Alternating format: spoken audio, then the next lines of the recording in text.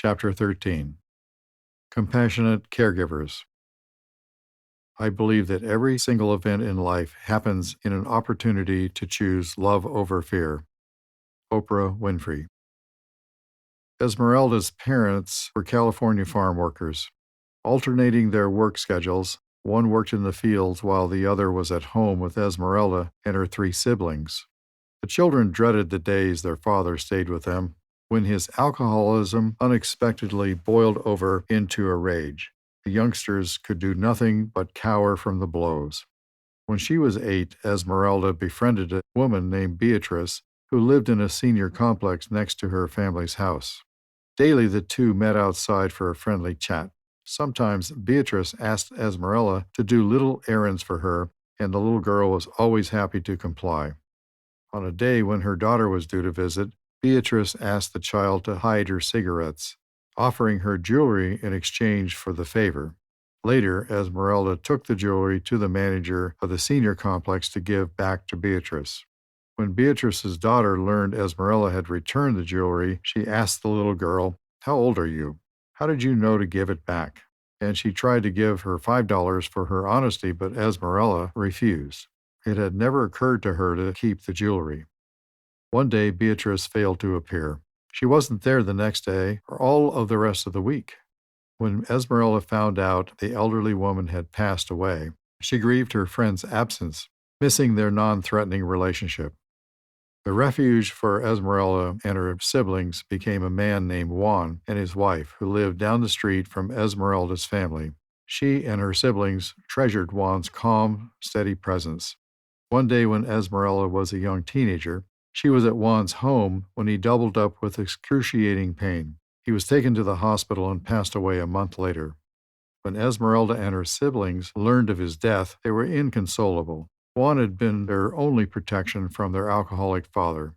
He was the person they had turned to for kindness and compassion. As the four of them walked in the direction of their friend's house, they were red-eyed and crying. "Why is God punishing us?" her brother sobbed.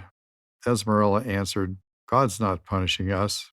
We all have to go through some kind of pain and suffering." The four children walked together in silence. Now, a Silverado caregiver, Esmeralda paused at the threshold of an open door and tapped gently on its frame. The white-haired couple inside looked up at her, and the man motioned for Esmeralda to come in.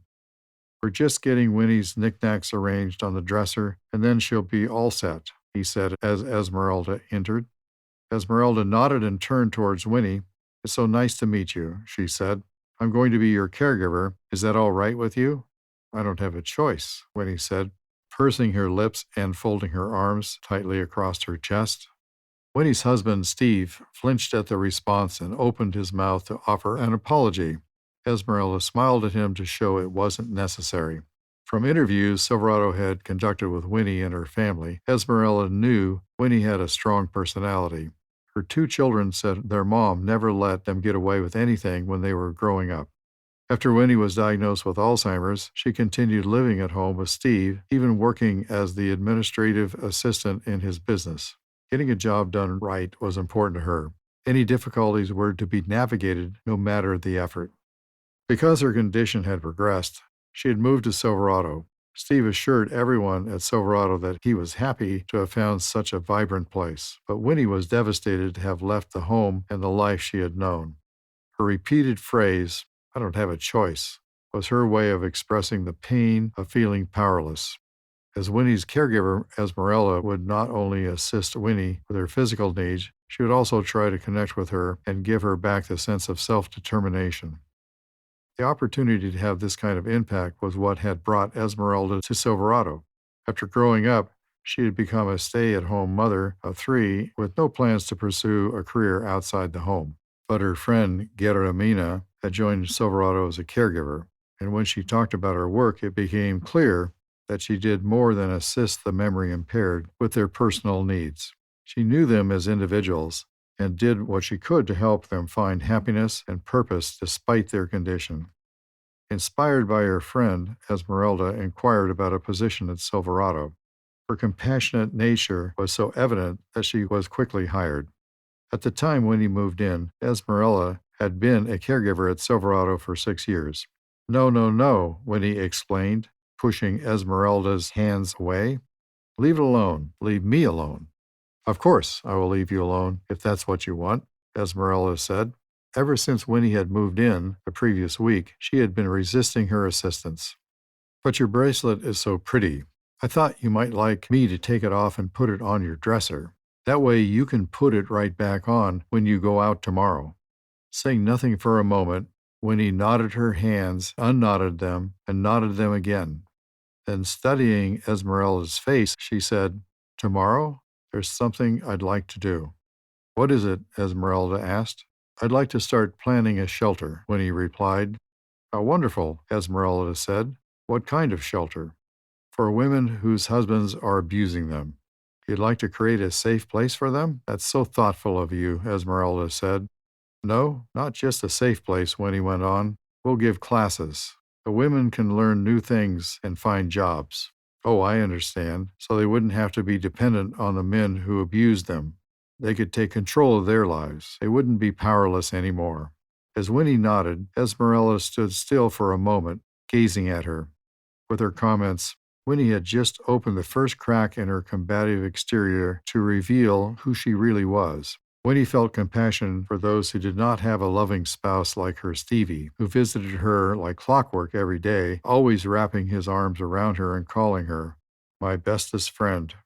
After a few moments, Esmeralda reached gently towards Winnie, who held out her arm. She unclasped Winnie's bracelet and laid it on top of her dresser. Entering Winnie's room one day, Esmeralda had tears in her eyes. Her young son had Kawasaki disease, a rare childhood illness that causes blood vessel inflammation and sometimes affects coronary arteries. The doctor said the prognosis was good, but Esmeralda was worried.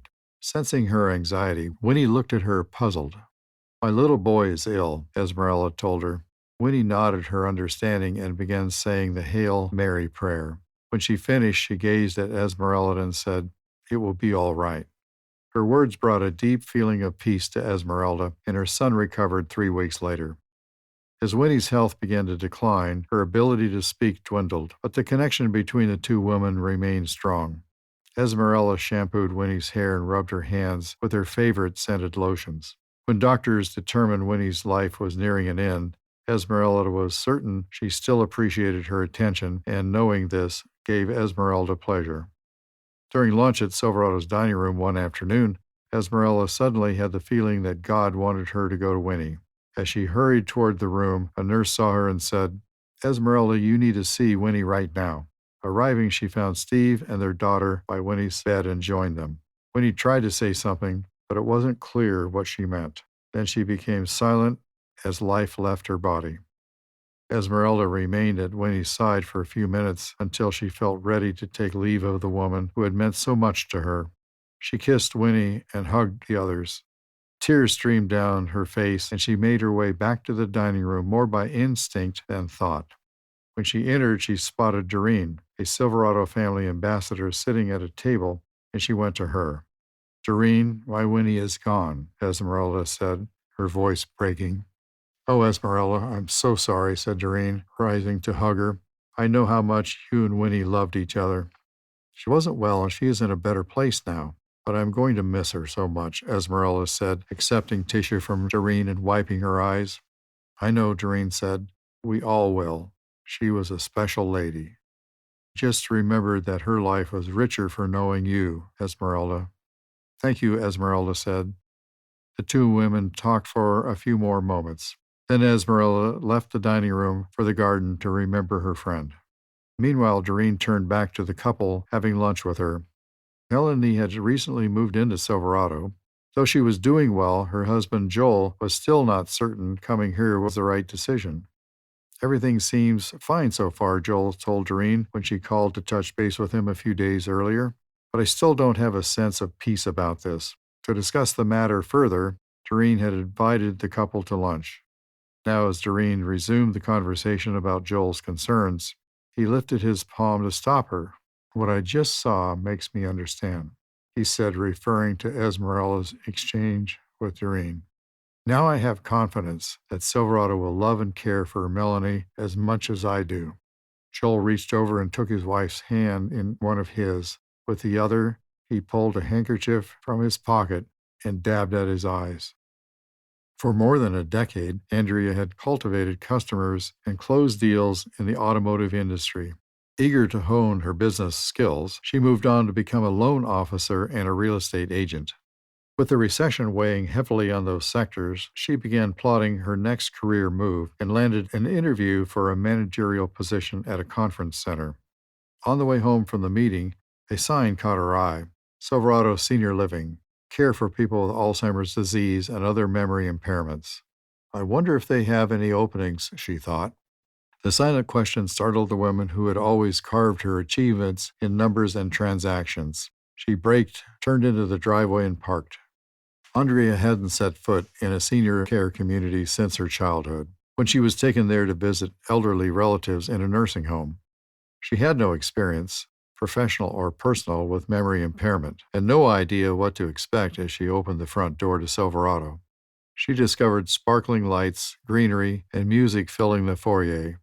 People were grouped on plush couches and easy chairs, some chatting, others absorbed in the melodies heralding the approaching holidays. It took my breath away, Andrea recalled later. It was beautiful. I could feel so much warmth. Andrea crossed to the reception desk, introduced herself, and asked whether there were any staff openings. You are welcome to take a seat, and someone will be right out to speak with you, she was told. Andrea sat on a divan near the Christmas tree, next to a white-haired man. He turned and smiled at her. What's your name? He asked. Andrea, she said. What's yours? George, he replied. Then he smiled again. You are a beautiful woman. George spoke with a compliment from the heart. His sincerity and sweetness moved Andrea deeply. In that instant, Andrea couldn't have put a name to what had just happened, but it meant something, she was certain. As it turned out, Silverado had no openings fit for her experience, but they were looking for a caregiver. Andrea heard herself say, I would like to apply, and she was hired. It was clear to those at Silverado that, like Esmeralda, Andrea possessed what was most important: compassion. The first few weeks were nerve-wracking. She constantly wondered what she had gotten herself into. Being a caregiver was demanding in a way that her most hectic days in business had never been. The first time she was called upon to help a male resident in the bathroom was a shock. I needed to stop thinking about how the task was affecting me. I needed to focus on how important it was to make the resident feel dignified and comfortable in what must have been a very difficult situation for him. Soon, Andrea began telling family and friends how much she enjoyed the work. Every day, she came home exhausted, but elated by having conjured a smile, a laugh, or a conversation out of a resident. She was certain those around her must have tired of hearing her enthusiastic daily descriptions of Silverado. As each day passed, the idea of managing a memory care community's daily operations naturally appealed more and more to the businesswoman in Andrea. With Silverado's support, she obtained certification for an administrator's license in California and eventually moved to Illinois, where she went on to mentor new Silverado administrators as they joined the organization. When Andrea first walked into Silverado, the environment of love drew her. It guided her past the anxiety of stepping out of a familiar career path to venture into the unknown. Several years after the conversation with George in the foyer, she sees that when she connected with the spirit of a memory-impaired person for the first time, it changed her life. Love is greater than fear. Steve and I believe that if other dementia care organizations operated on Silverado's love-based principle, significant strides would be made towards solving the shortage of caregivers predicted for the surge of aging baby boomers. There are so many people who have an innate desire to care for the frail elderly, but they can't find a place to truly do that, Steve Winter said. Employees who come to Silverado from other senior care organizations often say that here. They're free to provide the kind of care they've always wanted to offer, care that's entirely about the residents and their families. The sole duty of caregivers at Silverado is just that: hands-on care. They are not universal workers who are expected to perform other kinds of duties as well. Applicants to Silverado are tested and interviewed for high level of compassion. Many employees come to Silverado with a background unrelated to healthcare. While they lack experience in caregiving, they have the exceptional empathy Silverado seeks. For some staff members, the opportunity to provide compassionate care to Silverado's residents is transformational, giving positive meaning to their own earlier experiences. Esmeralda, the caregiver whose childhood was marked by her father's alcoholism and loss of caring relationships, believes her intuitive understanding of other people's feelings comes from those hardships. She says she is certain that it is my purpose to help others. It is a calling from God. He made me this way, and this is what He wants me to do. Resident Engagement Director Dottie never knew her mother and lost her father when she was 6. As a result, she grew up in a girls' home. One day, Dottie and the other girls were taken to visit nursing homes as a community service project. I was drawn to the residents, Dottie says. I could see the love they were lacking, and I was lacking love too. Being able to give them love filled the void in me. In her teens, she became a certified nursing assistant and later began handling activities in a convalescent home. Coming to Silverado, she says, with its love greater than fear principle, has been an awesome experience. It enables me to express myself by caring for the residents. It gives me purpose and meaning. Gloria struggled with obesity and lack of confidence until she lost 100 pounds in her early 30s. The achievement gave her fresh self-esteem and focus. Becoming a personal trainer and massage therapist, she discovered a passion for helping people to be the best they can be. After the Illinois spa where she worked closed, she pursued a longtime dream living in a warm climate. Renting a 27-foot truck, she attached her car to the back and drove to Arizona to build a new life. When she learned that Silverado needed an engagement assistant, she applied. Although she had no experience, her obvious compassion secured her the position. Here you are allowed to work with your heart, said Gloria, now a resident engagement director. I came to Silverado thinking I was going to help other people, and I quickly realized that I was the one being helped by the wonderful experiences with the residents every day. Silverado retains staff at a higher rate than the long-term care industry's notoriously low average. The corrosive impact of constant employee turnover on the quality of care is well documented, as is the nation's caregiver shortage. The main reason people abandon the field are 1. A lack of respect for the position of a caregiver, 2. Scant training, and 3. Poor opportunities for advancement. The Silverado approach addresses all three. With compassion as the primary hiring attribute, the rest falls into place. Silverado trains all new hires in its own techniques. Topics such as Alzheimer's disease, dementia, and infection control are naturally part of the curriculum, but so are Silverado's core philosophies and practices, including the principle of love is greater than fear. New staff members are paired with mentors who work side by side with them until they are ready to handle their duties on their own. Since acquiring new knowledge and career advancement are primary values at Silverado, staff members are encouraged to participate in a wide range of training programs. The company's affiliated nonprofit foundation also offers tuition assistance to employees seeking careers in long-term care. The extensive training not only benefits staff, it also allows Silverado to maintain the consistent quality of its care as it has grown over the years, observes Dr. Joe W. Ramsdale. The comprehensive ongoing education of all employees means each person understands and supports Silverado's care mission. Silverado's love is greater than fear principle frees staff members to devote themselves to residents because they know that they will never be criticized for doing what is best for those in their care. Act from your heart. Provide the kind of care you earn to give. Do it always. These tenets provide a special quality of caregiving and ensures that everyone in Silverado's care has a consistent experience regardless of how large the company becomes. Silverado's total staff ratios are among the highest in the industry. Overall staffing at a Silverado community is typically 1 FTE staff member per resident. Full-time equivalent is 1 or more staff whose time totals a 40-hour workweek. It is the rare provider that comes close to this, although many will say they have more caregivers. This is because other care providers have what they call universal caregivers, who do a variety of non-caregiving tasks such as housekeeping and culinary work. Silverado caregivers are dedicated to one thing, caregiving. Silverado also has staff others do not usually have, such as on site licensed nurses 24/7, a fully staffed engagement department, a master's level social worker, and a leadership team that freely engages with residents and their families. Since Silverado caregivers have a full support team, cleaning, cooking, etc., they can dedicate as much time as they need to each person under their care. Other unique features, such as shift overlap of a half an hour, allow caregivers and nurses on one shift to provide information and recommendations about each resident's condition to oncoming staff, improving important communication. Silverado fosters an environment of celebration to highlight its love-based, resident-centered mission. Everyone who is part of Silverado's community, whether resident, associate, or family member, is encouraged to fill out Caught You Caring slips posted on bulletin boards for all to see.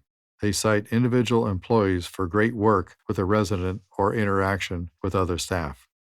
Employees also write up and circulate Silverado success stories throughout the organization, recounting details of exceptional care. In another Silverado success story, a resident of Silverado at Home saluted staff for keeping him alive by helping him learn to walk and feed himself again.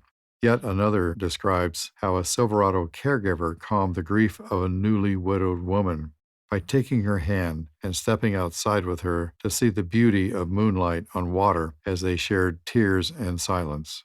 These success stories encourage associates to develop creative ways to enhance care. Allison, a Silverado hospice administrator, enjoys therapeutic personal massage. Noticing how lavender oil soothed her after a stressful day, Allison wondered whether it would alleviate symptoms and discomfort for Silverado patients, potentially reducing or eliminating the need to use certain drugs. Surveying her patients and their families, she found they were eager to find non-medication relief for pain, agitation, itching, and depression. Allison's research identified marjoram, bergamot, sandalwood, and lavender as possibly helpful in addressing those problems. Using those oils, she began blending lotions, customizing them to individual patients. For example, a woman with Lou Gehrig's disease who suffered from severe neck and jaw pain could not speak and had to be fed with a syringe. Not liking to take pain medications, she welcomed this alternative. Combinations of lavender and marjoram in both oil and mist form eased her pain to the point that she no longer needed to take prescription pain pills or sleep aids. Her love-based approach also provides guidance for the interaction of employees with one another.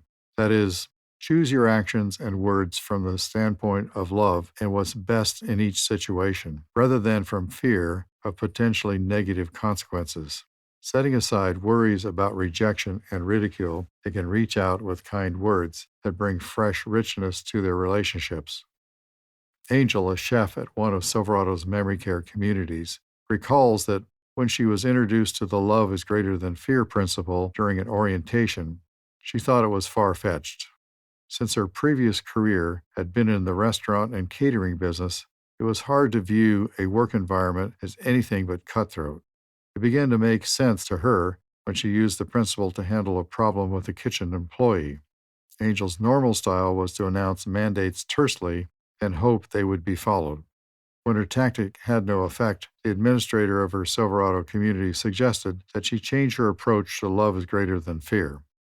Instead of issuing a command, Angel should ask the employee, "What can I do for you that would make completing your task easier?" Or, "I want to work with you to help you be successful." The impact was gratifying. A conversation between Angel and the employee about how they could cooperate in the future improved the relationship immensely. As Angel saw the effect of love is greater than fear in the workplace, she began to embrace the philosophy in her family life. Ultimately, it dramatically improved her tense relationship with her father. Recently, she related, "I wrote a letter to my father and used the word love for the first time. I'm more open now to think about what I can do to help make a situation more positive." For over 2 decades, Joe worked 6 days a week at his restaurant and deli. From morning to evening, he welcomed customers, supervised employees, balanced the books, and made sure the cuisine was up to standards. Approaching his 23rd year in the business, he decided to sell the thriving enterprise and retire. While he was driving to an errand 2 years later, he noticed a sign for Silverado. Joe had no experience with memory care, either in his career or his personal life. It wasn't something he'd thought about much, but he found himself pulling into the parking lot, going to the front desk and asking, "What can I do to help the people at Silverado?" Joe was hired as an engagement assistant, and he plunged into the job, launching the community's classical music club. Before each gathering, Joe researches and chooses pieces to feature. At the meetings, he makes his presentations, serves sparkling cider for participants to sip as they listen to the music, and then they discuss the day's selections. The residents' responses to the music touch him deeply. A smile by a previous somber woman or an insightful comment from a normally taciturn gentleman affects him in ways he never considered. When I leave at the end of the day, I'm drained, but also uplifted. It is so important to engage each resident every day. That's why I'm here. I did not know Joe then, but I understand the reason Joe was drawn to Silverado. There are so many accomplished people in a wide variety of fields who want to do something with purpose in retirement. If care organizations gave them an environment of love and creativity where they can feel the joy of helping others every day, we would see more people choosing to work with the memory impaired.